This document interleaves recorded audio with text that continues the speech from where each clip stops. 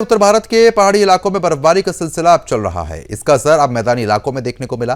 खासकर जम्मू कश्मीर, उत्तराखंड और हिमाचल प्रदेश के पहाड़ी क्षेत्रों में भारी बर्फबारी हुई, जिसने पूरे इलाके को बर्फ की चादर से ढक दिया। बर्फबारी का खूबसूरत दृश्य और सर्द मौसम का लुत्फ उठाने के लिए पर्यटकों का रुझान इन इलाकों की ओर बढ़ गया। पर्यटक अब इन जगहों को अपनी यादों में हमेशा के लिए संजोने के लिए यहां पर पहुंच गए।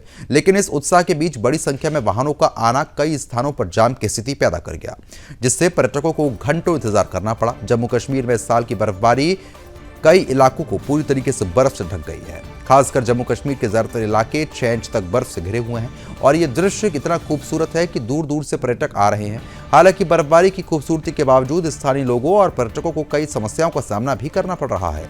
बीते शुक्रवार शाम हुई बर्फबारी के बाद कल बता दें कि पूरे दिन धूप रही, लेकिन शीतलहर के कारण इस धूप का असर कम हुआ। शीतलहर के चलते जम्मू कश्मीर में तापमान में गिरावट आई, जिससे वहां के निवासियों और पर्यटकों को ठंड का एहसास और ज्यादा हो रहा है।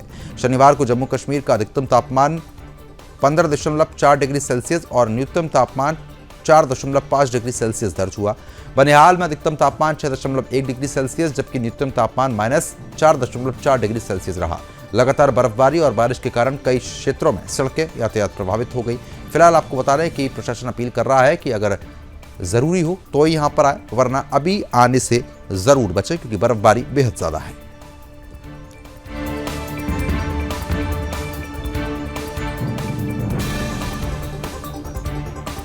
ये तस्वीरें आप साफ तौर पर देख सकते हैं। उधमपुर, किश्तवाड़, कुलगांव, भलेसा, राजौरी और रामबन, हर तरफ सिर्फ सफेद चादर ही आपको बर्फ की नजर आ रही है, क्योंकि जैसे ही आपको बता रहे कि मौसम ने करवट ली वैसे ही बर्फबारी शुरू हुई और बर्फबारी इस कदर हुई है कि हर तरफ सिर्फ बर्फ ही बर्फ है। अगर जम्मू कश्मीर की अब खास तौर पर बात करते हैं तो जम्मू कश्मीर के अधिकतर इलाकों में 6 इंच तक बर्फ की मोटी परत है। इससे आप समझ सकते हैं कि कई सड़कें पूरी तरीके से बंद हैं।